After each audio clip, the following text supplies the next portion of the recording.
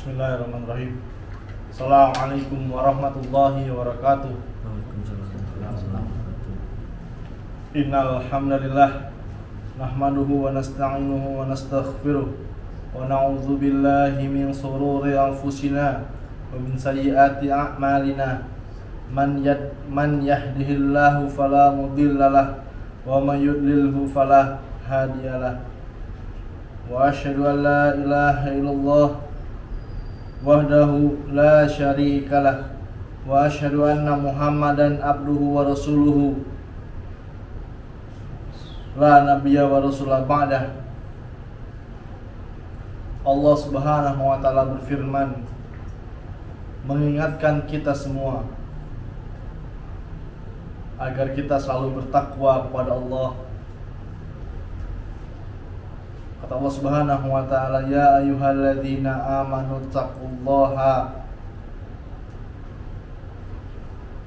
wa qulu qawlan sadida yuslih lakum a'malakum wa yaghfir lakum dzunubakum wa may yuti'illaha wa rasulahu faqad faza fawzan 'azima.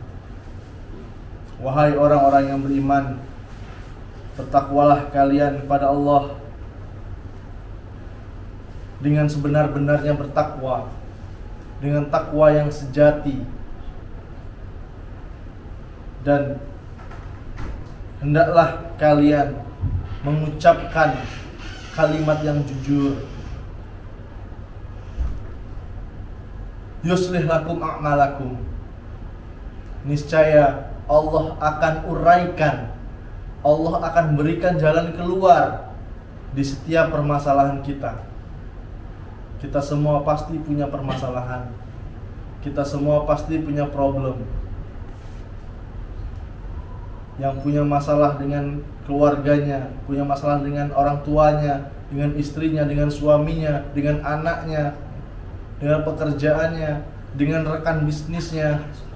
Kuncinya adalah bertakwa kepada Allah. Yuslih lakum a'malakum, niscaya Allah akan uraikan, berikan jalan keluar. Dan yang paling penting, wa yaghfir lakum dzunubakum, dan Allah akan ampuni dosa-dosa kalian.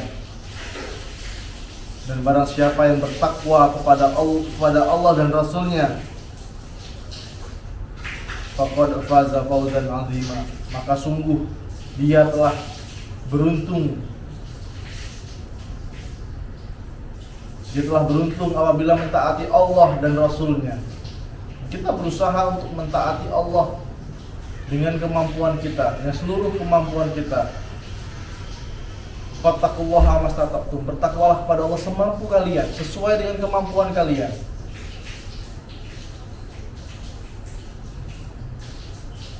Karena kita tidak akan mampu menyelesaikan masalah, menyelesaikan persoalan hidup kita tanpa pertolongan Allah Subhanahu wa taala. Dan itu sangat penting, ya. Kita bertakwa kepada Allah, karena takwa itu adalah sebaik-baiknya bekal kita di dunia maupun di akhirat.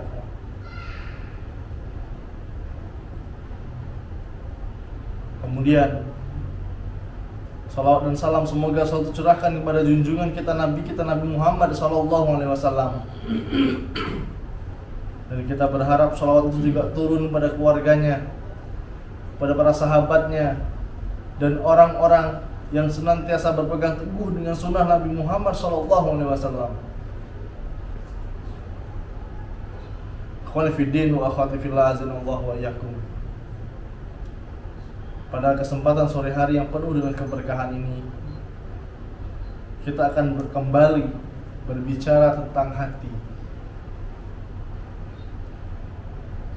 Ketika kita berbicara tentang hati, berarti kita membicarakan bagian tubuh yang paling penting. Hati adalah bagian tubuh yang paling penting, karena baik buruknya seluruh anggota badan itu tergantung dengan baik buruknya hati kita. baik buruknya seluruh perbuatan ini, ya, perbuatan kita ini tergantung dengan perintah hati kita. Karena Rasulullah SAW beliau pernah bersabda, ala wa inna fil jasadi mudghah idza salahat salahal jasadu kullu wa idza fasadat fasadal jasadu kullu ala wa hiya qalbu. Ketahuilah, kata Nabi Muhammad SAW, ketahuilah sesungguhnya di dalam tubuh manusia ada segumpal daging. Jika segumpal daging itu baik, maka akan baik seluruh tubuhnya. Dan jika segumpal daging itu buruk, akan buruk pula seluruh tubuhnya. Ala wahiyya qalbu. Ketahuilah, segumpal daging itu adalah hati.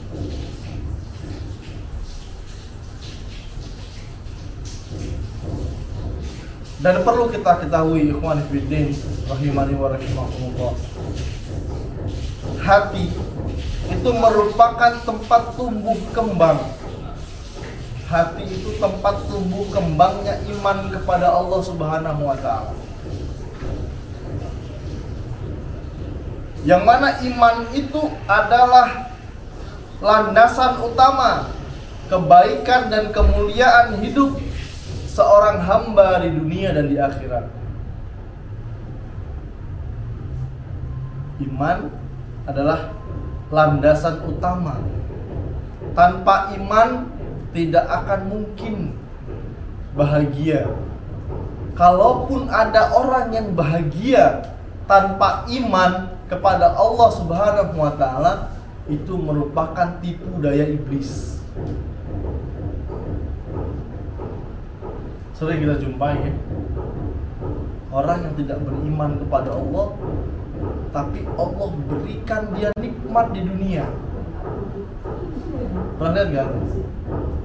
Orang diberikan nikmat oleh Allah berupa nikmat dunia, dan dia terlihat bahagia.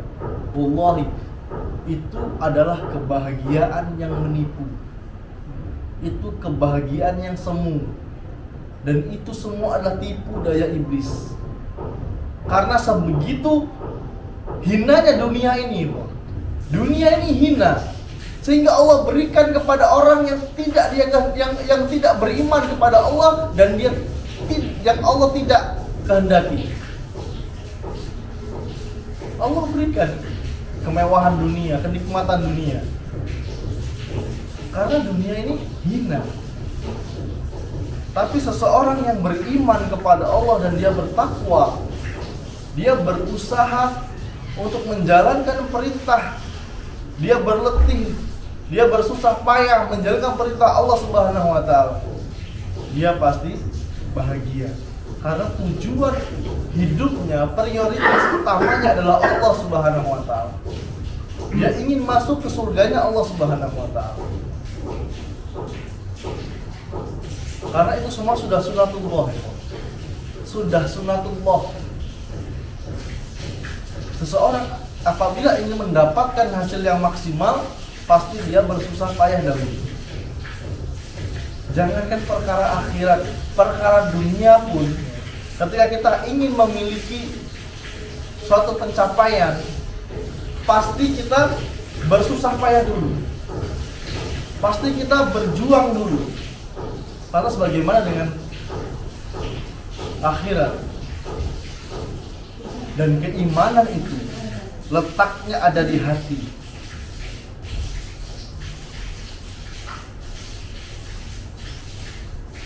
Apabila kita mengusahakan perbaikan hati, kita selalu berusaha memperbaiki hati kita, berarti sama dengan dia mengusahakan perbaikan iman dan menyempurnakan pertumbuhan iman tersebut. Hati ini perlu makanan ya. Pada Insya Allah sudah pernah kita bahas ya. Hati ini perlu nutrisi. Tumbuhan, hewan, bahkan manusia pun kalau kekurangan nutrisi, loyo dia. Begitu juga dengan hati. Hati ini kalau nggak dikasih nutrisi, maka akan lemah. Dengan cara apa nutrisi hati? Mempelajari agama Islam, kemudian membaca Al-Quran, berteman dengan orang solih. Itu akan membangkitkan keimanan kita.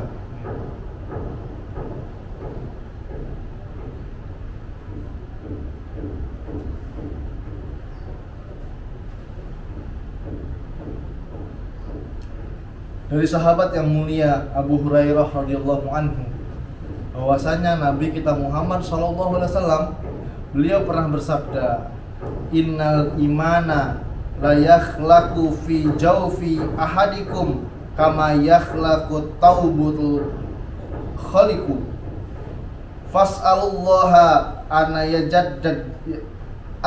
yujaddida al imana fi qulubikum.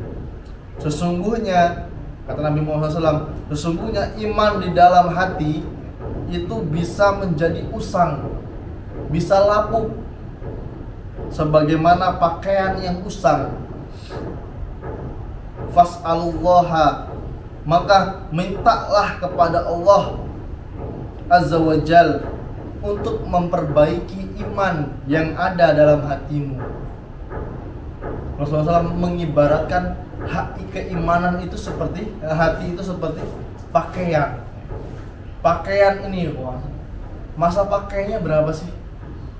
Setahun, 2 tahun, kalau dipakai terus usang dia. Begitu juga dengan iman, dengan hati kita. Kalau nggak dicas hati kita ini, akan menjadi usang, akan menjadi lapuk.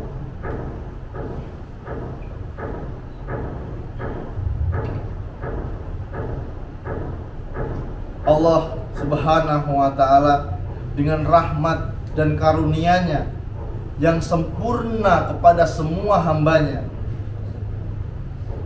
Dia menciptakan kita di atas fitrah yang lurus, yaitu kecenderungan untuk mentauhidkan Allah dan atau mengesahkan Allah Subhanahu wa ta'ala.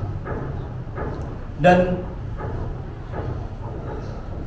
di atas fitrah kita mudah untuk menerima kebenaran. Itu merupakan fitrah. Sebuah sebuah nikmat yang Allah berikan. Hukum asalnya kita ini mudah menerima kebenaran.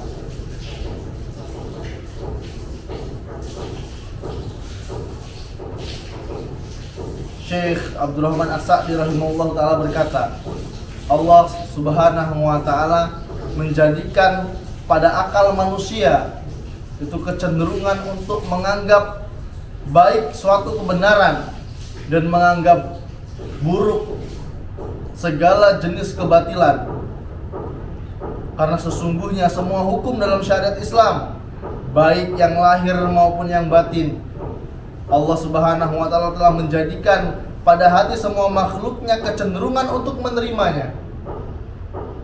Maka Allah menjadikan di hati mereka rasa cinta kepada kebenaran dan selalu mengutamakan kebenaran tersebut. Karena ini adalah hakikat fitrah yang Allah Subhanahu wa ta'ala berikan.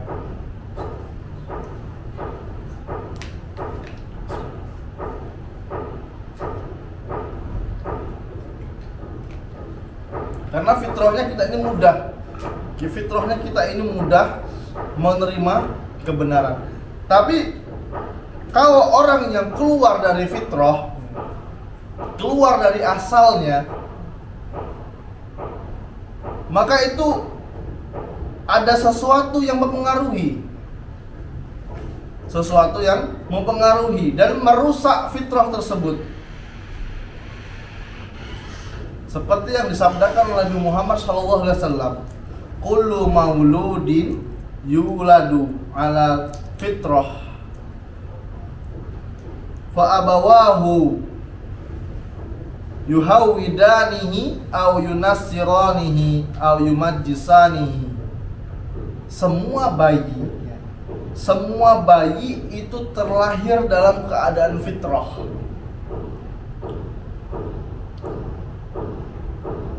Yaitu cenderung kepada agama Islam.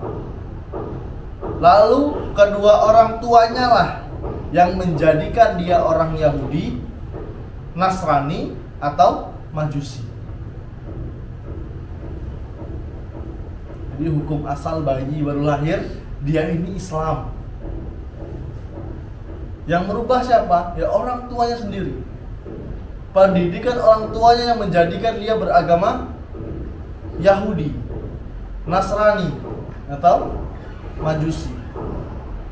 Hukum asalnya bayi itu mentauhidkan Allah, beribadah hanya kepada Allah. Tapi orang tuanya yang ngajarin, oh nanti kalau mau ujian nak, kamu harus minta dulu sama itu penunggu pohon. Anak kecil dibilang kayak gitu, nurut gak kira-kira? Apalagi orang tuanya.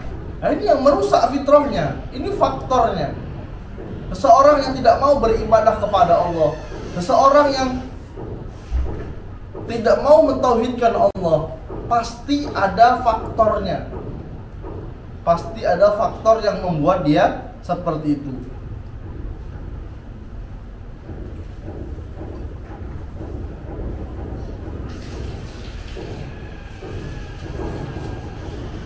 Dari sahabat Iyad bin Himar Al-Mujasi radhiyallahu anhu, bahwa Nabi Muhammad SAW beliau bersabda, wa inni khalaqtu ibadi hunafa'u kullahum wa innahum atathum syayatinu fajtalatahum an dinihim. Allah, kata Nabi Muhammad SAW, Allah Subhanahu wa taala berfirman, sesungguhnya aku menciptakan para hambaku dalam keadaan hanif, dalam keadaan lurus,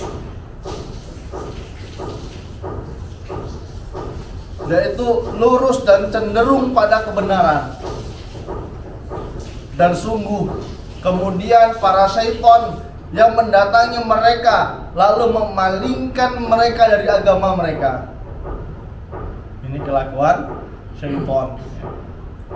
Karena syaitan ini tidak ada hari libur untuk menggoda manusia. Sama sekali nggak ada hari libur mereka.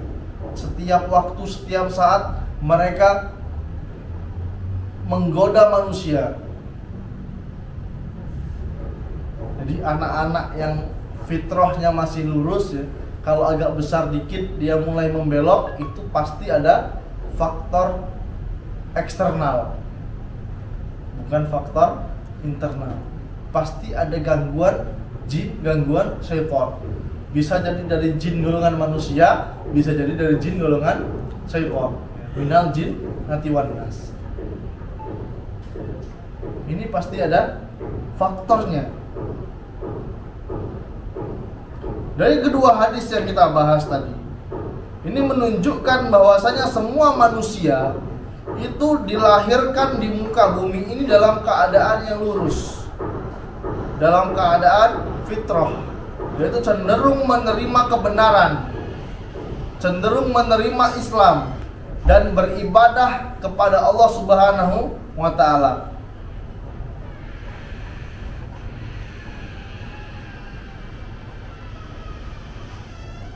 Allah Subhanahu wa ta'ala berfirman, wa idz aghadha rabbuka min bani adama min zuhurihim zurriyatahum wa ashhadahum ala anfusihim alayastu bi rabbikum qalu bala syahidna an taqulu yaumal qiyamati inna kunna an hadza ghafilin. Kata Allah Subhanahu wa ta'ala, dan ingatlah ketika Rabbmu mengeluarkan keturunan anak-anak Adam dari tulang sulbi mereka, Dan Allah mengambil kesaksian, mengambil perjanjian terhadap diri mereka. Allah berfirman, bukankah aku ini Rabbmu? Mereka menjawab, bala, tentu wahai Allah, Engkau adalah Rabb kami. Kami menjadi saksi. Kami lakukan yang demikian itu agar di hari kiamat kamu tidak mengatakan sesungguhnya kami Bani Adam adalah orang-orang yang lalai, yang ghaflah terhadap iman dan tauhid kepada Allah Subhanahu wa taala. Dan Allah sudah mengambil perjanjian terhadap manusia jauh sebelum mereka dilahirkan. Mereka ditanya, apakah aku ini Rabbmu? Apa kata mereka? Bala, tentu. Bukan na'am, bukan iya, tapi bala, tentu. Engkau adalah Rabb kami. Semua manusia sebelum dilahirkan oleh Allah, sebelum dikeluarkan oleh Allah Subhanahu wa taala, diminta perjanjian dulu. Biar nggak ada alasan lagi nanti di akhirat.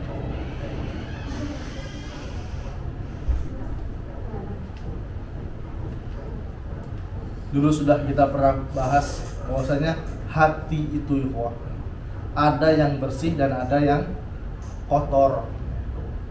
Hati yang bersih dan yang kotor. Allah Subhanahu wa taala berfirman, kalla bal rana ala qulubihim ma kanu yaksibun. Sekali-kali tidak. Bahkan menutupi hati mereka perbuatan dosa yang mereka lakukan.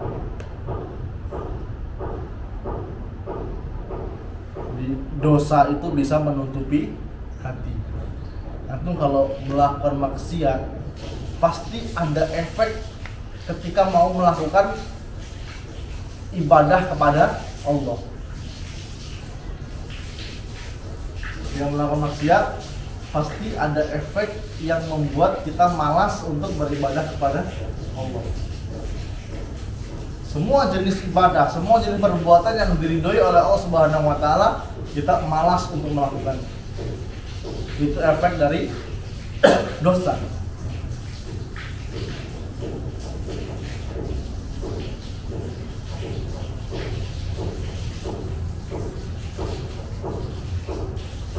Kemudian dari sahabat yang mulia Abu Hurairah radhiyallahu anhu, Rasulullah sallallahu alaihi wasallam beliau pernah bersabda, innal mu'mina idza aznaba kanat nuqtatun suda'u fi qalbihi wa intaba wa naza'a wastaghfara suqila qalbuhu wa in zadat fazalikar ronu alladhi zakarallahu fi kitabi kalla bal rona ala qulubihim ma kanu yaksibun. Sesungguhnya, kata Nabi Muhammad SAW, sesungguhnya seorang hamba jika dia berbuat dosa maka akan dibubuhkan, dibuatkan titik satu, titik hitam di permukaan hatinya. Kalau dia segera bertaubat dan meninggalkan dosa tersebut dan memohon ampun kepada Allah Subhanahu wa taala, maka hatinya pun menjadi bersih kembali. Akan tetapi apabila dosanya bertambah, maka akan bertambah pula titik hitam itu. Itulah makna ar-ron dalam surat Al-Mutaffifin. Kalla bal rona ala qulubihim ma kanu yaksibun. Sekali-kali tidak, bahkan menutupi hati mereka perbuatan dosa tersebut. Jadi di hati kita, hati ini ketika kita melakukan dosa, baik dosa besar atau dosa kecil, akan dibuatkan titik hitam. Akan dibuatkan titik hitam di hati kita. Kalau kita bertaubat kepada Allah, kita bertobat, kita minta ampunan kepada Allah, maka dihilangkan noda tersebut, titik tersebut. Tapi apabila tidak bertobat dan dia mengulangi dosa tersebut, ditambah lagi titiknya. Sampai kapan? Sampai titik hitam itu memenuhi hati.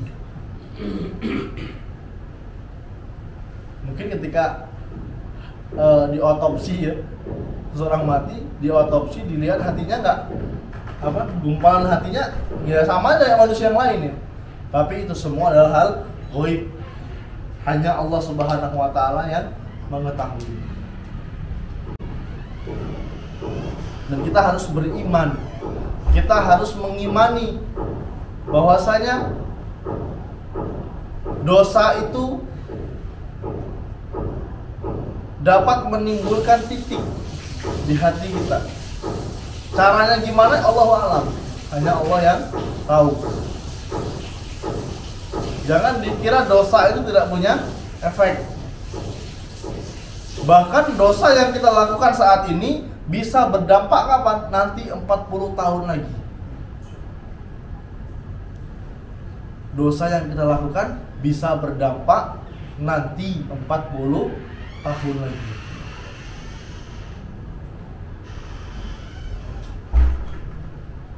Kalau dibilang dosa ya semua kita ini pendosa.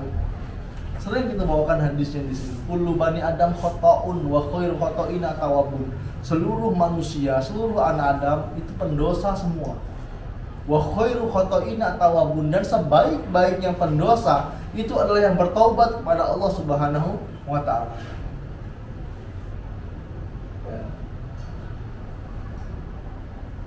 Ketika dia bertaubat, dihilangkan satu persatu titik hitam yang ada di hati kita. Dan ini adalah hakikat hati yang kotor, hati yang tertutup, hati yang diliputi oleh kotoran hitam, seperti karat yang ada pada logam. Kalau kita nggak tahu tekniknya, buang kotoran karat pada logam itu sulit. Tapi kalau kita tahu caranya, insya Allah mudah. Pakai cara ini, cara itu, insya Allah bisa hilang. Begitu juga dengan hati.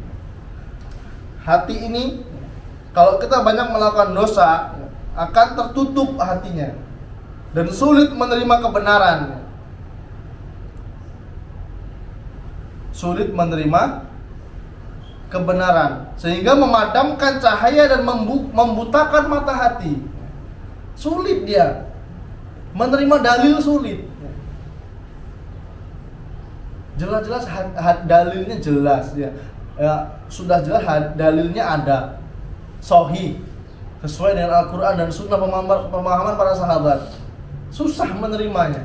Karena apa? Hatinya yang kotor ya. Hatinya yang keras. Maksiat yang kita lakukan bisa berdampak dengan kerasnya hati. Jangankan mau datang ke kajian, berangkat sholat berjamaah aja males selesai. Mulai futur deh. Kalau salah kajian ini offline, kan bisa online sekarang. Kajian online itu buat yang ada uzur, kerja misalnya, shift sore, shift malam, mungkin dia bisa mendengarkan lewat siaran langsung. Tapi kalau sekedar di rumah, apa ya bahasa Jawanya, leyeh-leyeh, santai-santai, nggak ada uzur untuk tidak mendatangi kajian. Ini ciri-ciri hati yang mulai futur.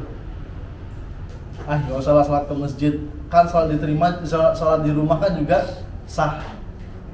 Dia mulai mencari-cari sesuatu yang ikhtilaf. Dia mencari-cari sesuatu yang diperselisihkan. Ngapain sholat ke masjid? Sholat di rumah aja sah kok. Padahal laki-laki itu wajib sholat di masjid. Ini contohnya ya. Dia kalau ada yang antara sunnah dan mubah, dia pilih yang mubah. Nah, ini ciri-ciri hati yang mulai tertutup.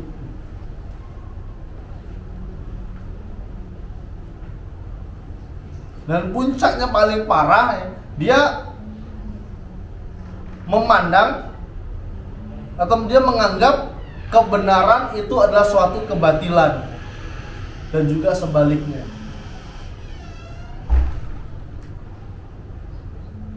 Susah dia membedakan antara yang kebenaran dan kebatilan, sehingga dia menganggap kebenaran itu sesuatu yang batil yang nggak perlu diikutin. Ini hati-hati. Dan semua itu terjadi karena efek dari fitnah keburukan yang selalu dibisikkan oleh syaitan dalam hati manusia dengan cara menghiasi keburukan, menghiasi keburukan hawa nafsu agar mereka selalu menurutinya. Ini perbuatan syaitan. Syaitan menghiasi keburukan dengan hawa nafsu yang membuat kita selalu untuk mengikutinya. Gak apa-apalah, kan mubah. Contohnya olahraga mubah, tapi bisa jadi haram kalau dia meninggalkan yang wajib. Olahraga misalnya berangkat jam 7 malam, olahraga entah itu angkat besi, entah itu futsal misalnya, hukum asalnya apa? Mubah. Tapi dia meninggalkan sholat berjamaah. Dia menjadikan sesuatu yang mubah ini setan menjadikan sesuatu yang mubah ini bagus, dihias-hiasinya. Wah, seorang mukmin yang kuat lebih dicintai oleh Allah dibandingkan muslim yang lemah. Keduanya memiliki kebaikan. Dalilnya seperti itu. Tapi dia tidak melaksanakan sholat berjamaah. Ini repot ya. Setan membisik-bisikan seperti itu.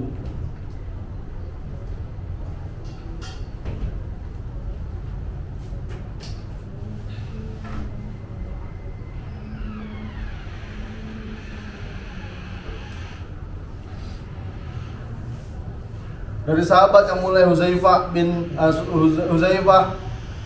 Al-Yaman radhiyallahu anhu, bahwasanya Rasulullah sallallahu alaihi wasallam beliau pernah bersabda, tu'radul fitanu 'alal qulubi ardhal hasiri audan fa ayyu qalbi ushribaha nukitat fihi tuqtatun suda'u wa ayyi qalbi ankaraha nukitat fihi taqtatun bayda'u hatta tasiral qulubu ala qalbaini qalbun abyadun mislas sofala tadurruhu fitnatun madamati as-samawatu wal ardu wa yasirul akharu murbadan kalkuzi mujahhiya la ya'rifu ma'rufan wala yunkiru munkaran illa ma ushriba min hawahu. Kata Nabi Muhammad SAW, ditampakkan fitnah di permukaan hati seperti manusia seperti anyaman tikar. Fitnah ini ditampakkan seperti anyaman tikar, sedikit demi sedikit. Maka hati yang menyerapnya akan dibubuhi satu titik hitam, sedangkan hati yang mengingkarinya akan dibubuhi satu titik putih padanya. Sehingga pada akhirnya semua hati manusia akan terbagi menjadi dua macam. Yang pertama, hati yang putih, yang bersih dan kuat seperti batu cadas, sehingga tidak akan dipengaruhi oleh fitnah selama langit dan bumi masih ada sampai hari kiamat. Yang kedua, hati yang berwarna hitam keabu-abuan, seperti gelas yang miring atau terbalik, sehingga tidak bisa menetap padanya. Dia tidak mengenal kebaikan sebagai kebaikan dan keburukan sebagai keburukan, kecuali yang bersumber dari hawa nafsunya. Dari makna hadis ini, ikhwan, seseorang yang selalu mengikuti hawa nafsunya dan melakukan perbuatan-perbuatan maksiat, perbuatan yang tidak diridhoi oleh Allah Subhanahu wa taala, maka setiap maksiat yang dia lakukan akan membawa kegelapan dalam hatinya, sehingga dia selalu menyerap fitnah dan menjadi padam cahaya dalam hatinya. Ini dampak dari apa? Maksiat itu akan menjadikan hati ini menjadi hitam. Dan ini adalah tujuan syaitan. Ini adalah tujuan syaitan, mengotori dan menutup hati manusia dengan godaan untuk mengikuti hawa nafsu yang buruk, agar hati manusia ini menjadi mati, sehingga tertutup dan berpaling dari fitrahnya, menjadikan hati manusia ini berpaling dari fitrahnya yang lurus. Dan setelah misi syaitan ini tuntas, menjadikan hati manusia ini tertutup, syaitan akan mudah mengombang-ambingkan manusia tersebut dalam kesesatan sesuai dengan kehendaknya. Sebagaimana disebutkan pada hadis tadi yang terakhir, dia tidak mengenal kebaikan sebagaimana kebaikan, dan dia tidak mengenal keburukan sebagaimana keburukan, kecuali yang bersumber dari hawa nafsunya. Jadi kalau kita melihat orang-orang yang melakukan perbuatan-perbuatan yang menyelisihi syariat, itu pasti dari awal dia digoda oleh syaitan. Ditampakkan perbuatannya ini seolah-olah bagus, menyembah patung, menyembah pohon, minta kepada pohon, minta kepada batu, minta kepada kuburan. Awal mulanya pasti syaitan yang menggoda. Kata Ibnu Qayyim rahimahullah ta'ala, hati yang hidup dan sehat, jika ditampakkan kepadanya keburukan, maka dia akan menjauhinya dengan sendirinya. Dia akan membenci dan tidak akan menoleh kepadanya. Berbeda dengan hati yang mati. Hati ini tidak bisa membedakan antara yang baik dan yang buruk. Sebagaimana ucapan sahabat yang mulia Abdullah bin Mas'ud radhiyallahu anhu, binasalah orang yang tidak mempunyai hati untuk mengenal kebaikan dan mengingkari keburukan.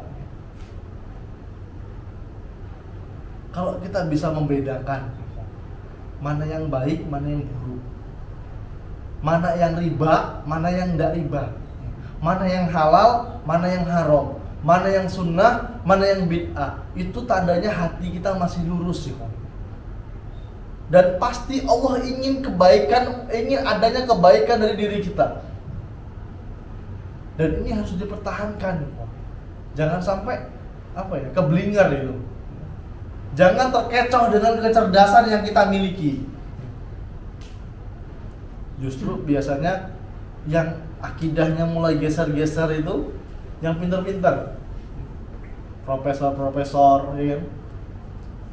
Dari kecil dia Islam. Dari kecil Islam, SMP-nya Islam, ya.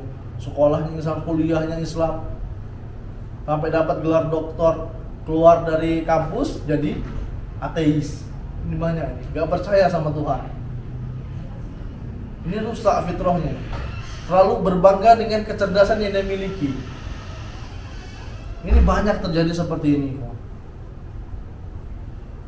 Jadi hati yang kotor, hati yang kotor adalah hati yang dipalingkan oleh syaitan dari fitrahnya yang lurus dan bersih, sehingga menjadikan dia berpaling dari petunjuk dari Allah Subhanahu wa ta'ala. dan dia sulit menerima keindahan agama Islam. Dan ini adalah ciri-ciri hati yang tersesat. Tersesat dari jalan Allah Subhanahu wa ta'ala.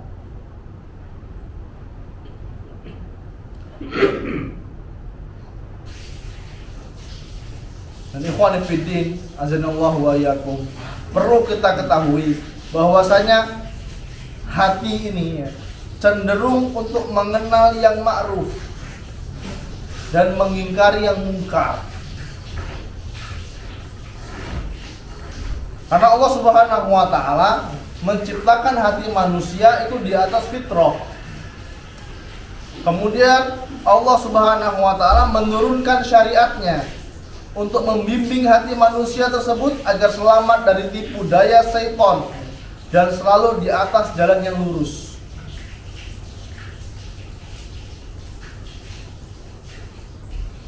Karena pada asalnya hati manusia akan selalu cocok, akan selalu satu rel dengan petunjuk agama Islam. Bahkan hanya dengan mengenal dan mengamalkan petunjuk dari Allah Subhanahu wa ta'ala, hati manusia akan merasakan kedamaian dan ketenangan yang sebenar-benarnya ketenangan. Tadi sudah kita jelaskan ya, bahwasanya kalau ada orang yang bahagia padahal dia tidak bertauhid, itu adalah tipu daya syaitan. Suami istri tidak kenal sunnah, tidak kenal agama Islam dengan benar, tapi terlihat bahagia. Itu kebahagiaan yang menipu. Syaitan menghias-hiasinya dengan sesuatu yang baik. Akhirnya hatinya condong ke sana.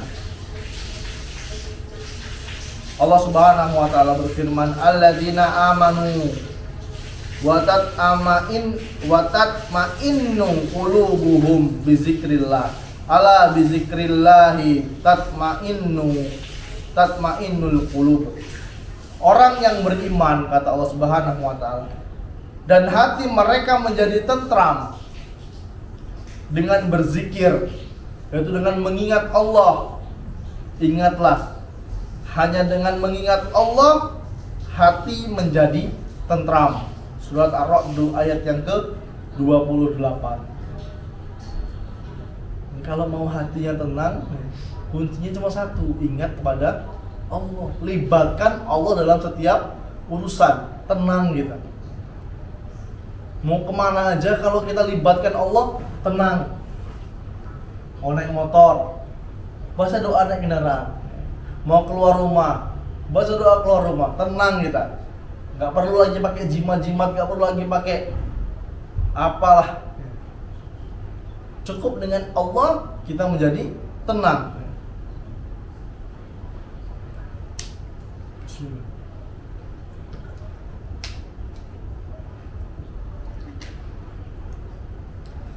Karena maksud dari ayat ini, dengan kita berzikir kepada Allah Subhanahu wa ta'ala, segala jenis kegalauan, kegundahan dalam hati itu semua akan hilang dan berganti dengan kegembiraan. Bahkan tidak ada satupun yang lebih kuat dalam mendatangkan ketentraman dan kebahagiaan pada hati manusia melebihi berzikir kepada Allah. Lagi galau, lagi pusing, lagi gundah, pergi ke satu tempat. Apa namanya? Kalau kita pergi ke satu tempat yang bagus itu? Healing ya, bahasa ini yang modern ya. Pulang dari sana, pusing lagi. Pulang dari rihlah, pusing lagi. Karena apa? Tidak berzikir kepada Allah, tidak mengingat Allah, tidak melibatkan Allah Subhanahu wa ta'ala.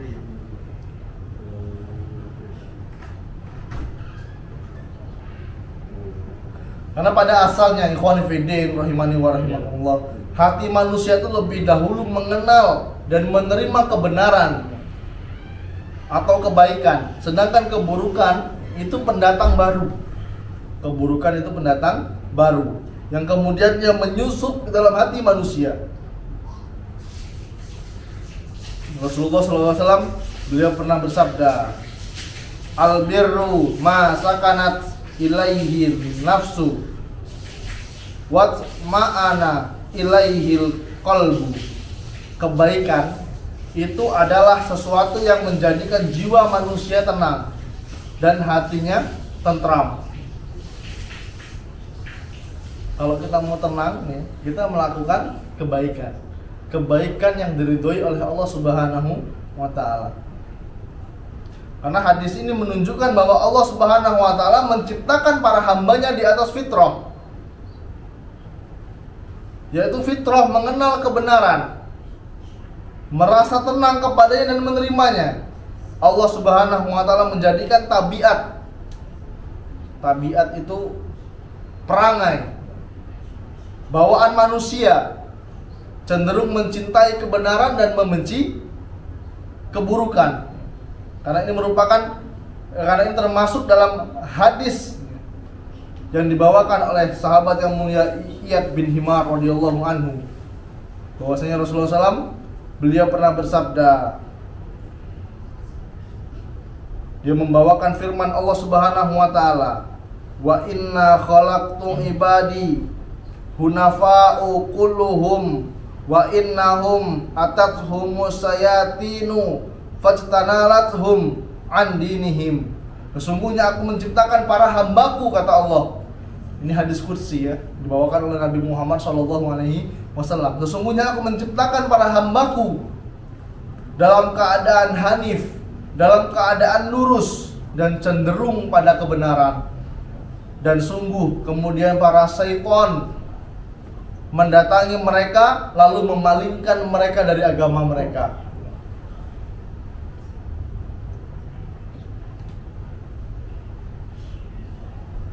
Oleh karena itu ikhwan fiddin azanallahu wa iyyakum, Allah Subhanahu wa taala menamakan hal-hal yang diperintahkan dalam Islam dengan al-ma'ruf. Apa al-ma'ruf? Sesuatu yang dikenal atau yang dicintai oleh hati. Itu al-ma'ruf. Dan hal-hal yang dilarang yaitu al-mungkar. Kemungkaran atau sesuatu yang tidak dikenal atau dibenci oleh hati. Allah Subhanahu wa taala berfirman dalam surat An-Nahl ayat yang ke-90, innallaha ya'muru bil adli wal ihsan wa ita'izil qurba wa yanha 'anil fahsya'i wal munkari wal baghi. Sesungguhnya Allah menyuruh kamu berlaku adil dan berbuat kebajikan, memberi kepada kaum kerabat, dan Allah melarang dari perbuatan keji, kemungkaran, dan permusuhan. Ini semua yang diperintahkan oleh Allah Subhanahu wa taala itu adalah kebaikan.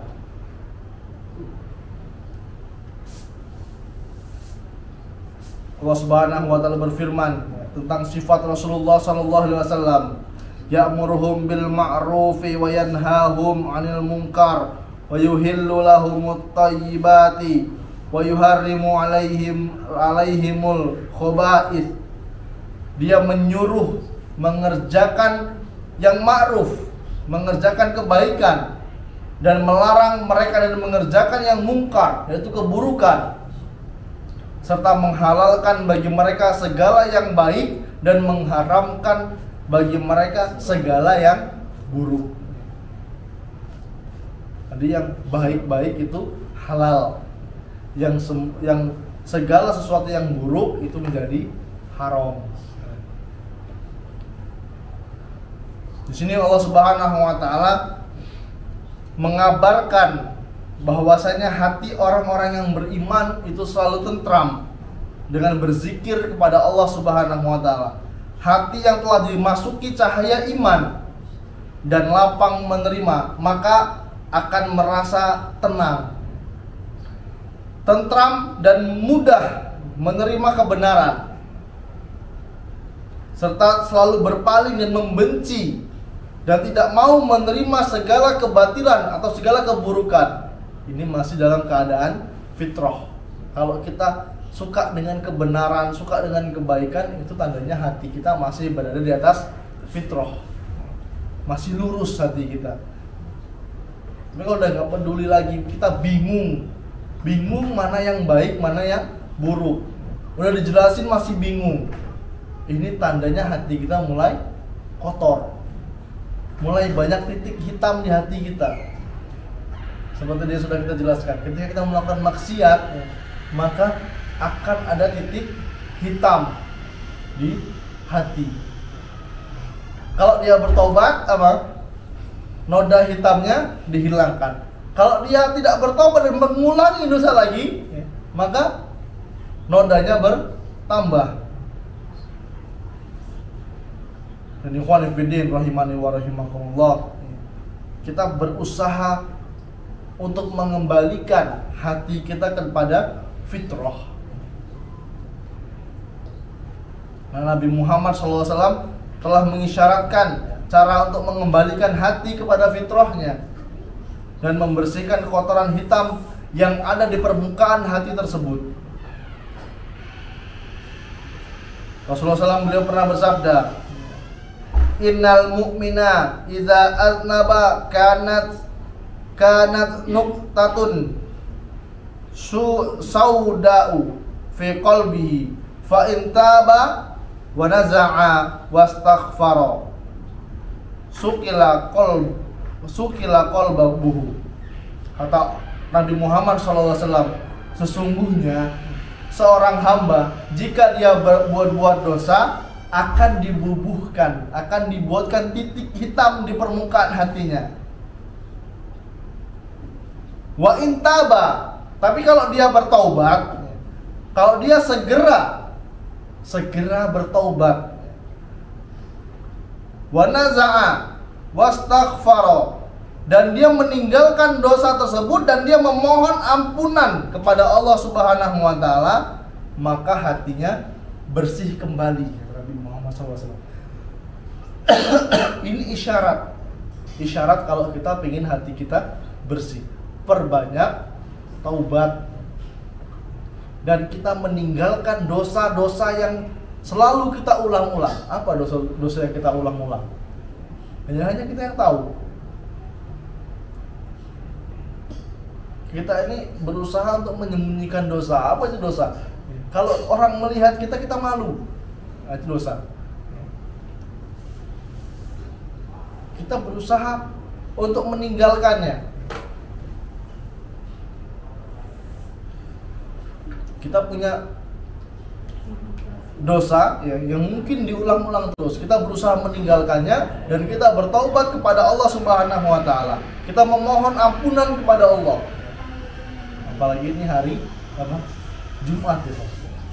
Pemirsa saya nonton di rumah, ini hari Jumat. Ini merupakan waktu yang mustajab. Pada asarnya waktu yang mustajab untuk memohon ampun kepada Allah. Waktu yang mustajab untuk kita meminta kepada Allah Subhanahu wa taala. Jadi usaha untuk mengembalikan hati kepada fitrahnya dengan kembali kepada Allah Subhanahu wa taala, yaitu dengan cara bertaubat dari perbuatan dosa dan maksiat, serta berusaha untuk memahami petunjuk yang diberikan oleh Allah Subhanahu wa taala. Karena tujuan utama Allah Subhanahu wa taala untuk menurunkan petunjuknya itu untuk menyucikan jiwa. Untuk menyucikan jiwa.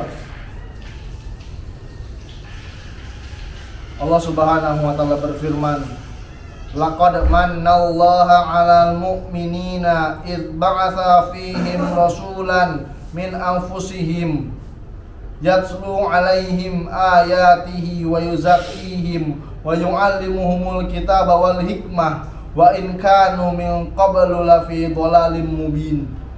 Sungguh Allah telah memberikan karunia yang besar kepada orang yang beriman ketika Allah mengutus kepada mereka seorang rasul dari kalangan mereka sendiri, yaitu membacakan kepada mereka ayat-ayat Allah, mensucikan diri mereka, dan mengajarkan kepada mereka Alkitab, yaitu Al-Quran, dan Al-Hikmah, sunnah Nabi Muhammad SAW.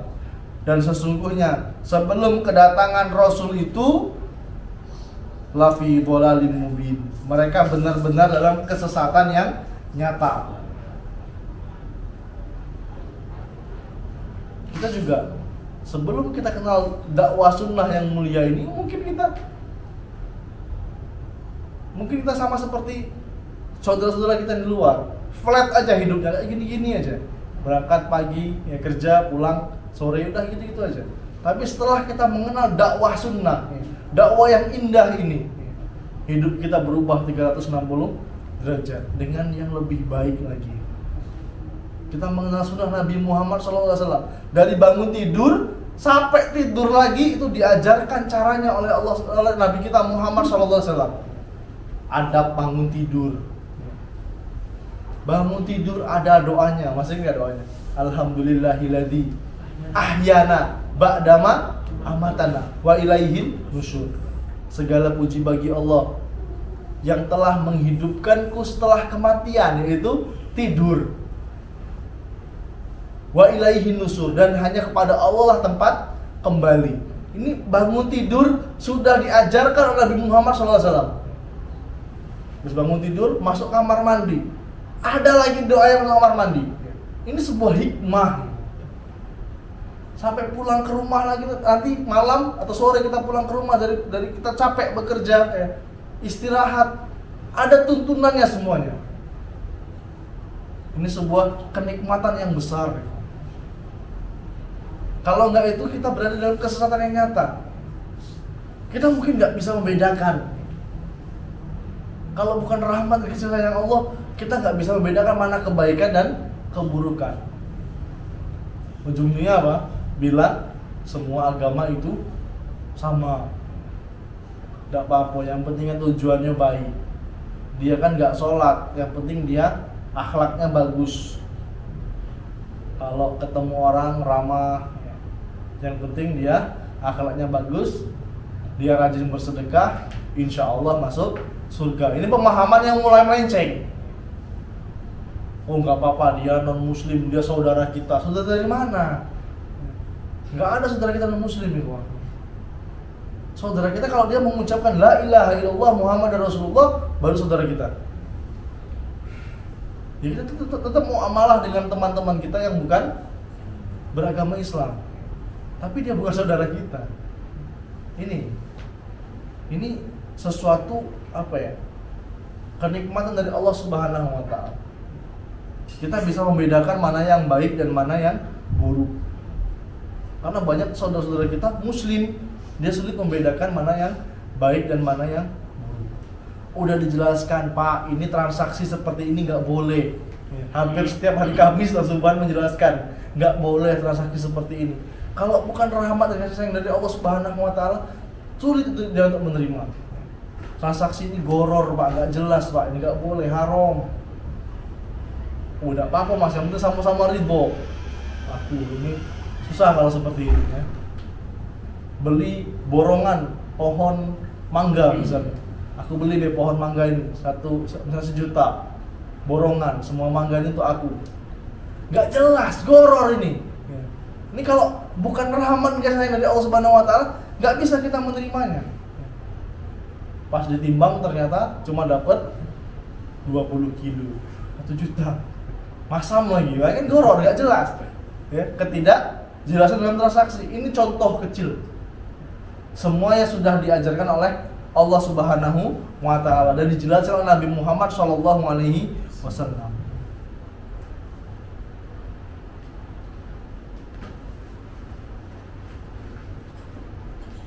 Nah, makna dari menyucikan diri yang dibawakan oleh Allah Subhanahu wa taala, menyucikan diri mereka, yaitu untuk membersihkan mereka dari keburukan akhlak, keburukan kotoran, penyakit hati dan perbuatan-perbuatan jahiliyah, serta mengeluarkan mereka dari kegelapan menuju cahaya. Keburukan akhlak, kalau bukan rahmat dan kasih sayang dari Allah Subhanahu wa taala, kita memiliki akhlak yang buruk. Apa perbedaan akhlak sama adab? Akhlak dan adab ini kalau digandingkan jadi satu, tapi kalau dipisah memiliki arti yang berbeda. Kalau akhlak itu murni perangai, dari hati. Paham nggak? Ini murni dari perangai dari hati. Oh, lihat orang kesusahan, teman kita kesusahan, butuh uang untuk makan nih, 3 juta saya kasih nih. Baliknya nanti aja, nunggu kamu ada uang. Ini akhlak yang bagus. Tapi kalau adab itu sesuatu yang bisa dipelajari. Contohnya apa? Adab makan, adab ke kamar mandi. Ini sesuatu yang dipelajari. Nggak ada namanya akhlak tidur, nggak ada. Akhlak ke kamar mandi nggak ada. Yang ada itu adab ke kamar mandi. Jadi tujuan Allah Subhanahu wa taala mengutus Rasul itu untuk memperbaiki akhlak kita. Memperbaiki akhlak kita. Walaupun itu semua murni pemberian dari Allah Subhanahu wa taala. Wallahu a'lam bishawab. Kita akhiri dulu sampai di sini. Insyaallah kita lanjut pada pertemuan yang akan datang. Kami akhiri dengan doa kafatul majelis. Subhanakallahumma bihamdika asyhadu an la ilaha illa anta astaghfiruka wa atubu ilaik. Assalamualaikum warahmatullahi wabarakatuh.